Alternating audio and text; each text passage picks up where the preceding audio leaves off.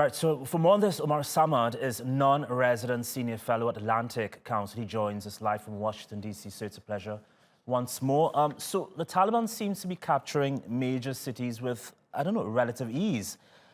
Do you know much about how residents there are responding to the group in places like Kandahar and Herat?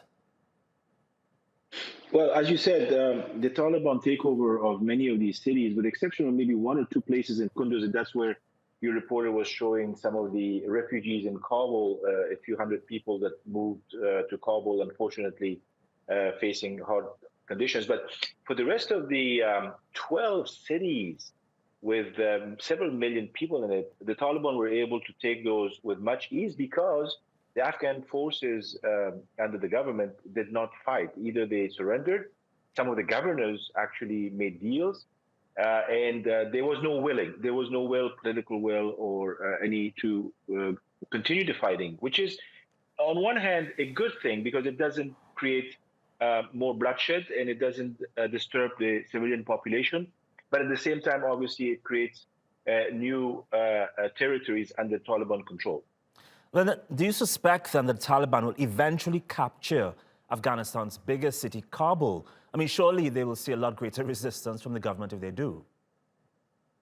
Well, nobody expected them to take the number 2, number 3 cities in some very strategic locations like Qala-i-naw in Kunduz within just a 3-day period.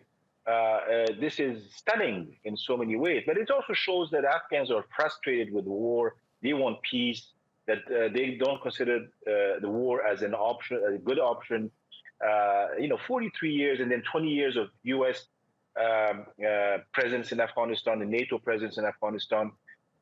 Some good things, some bad things. So Afghans want a different future. They want a shared future. The Taliban have promised a lot of things. We don't know if they can deliver, how they will govern. I think this is why Doha is important. I hear from my sources that in Doha, the talks just this past day have gotten very serious and sensitive.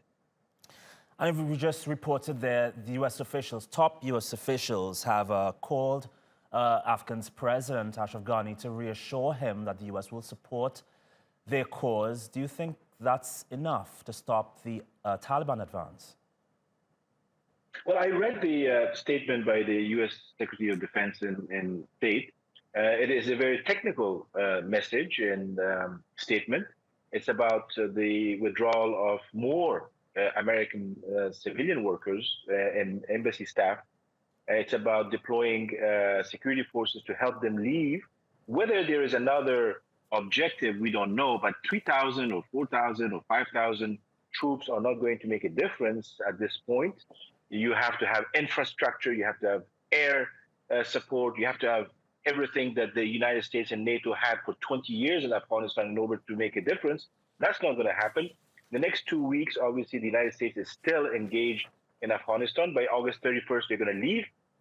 And I don't think that there's going to be a drastic change in all of that. The focus is on trying to make sure that there's a political outcome and a peaceful one. And if there's a need, for example, for President Ghani to make a decision about whether he wants to continue or not, or help the peace process in one way or the other, all of that has to be discussed in the next few days. Omar Samad, always appreciate your insight. Thank you for that.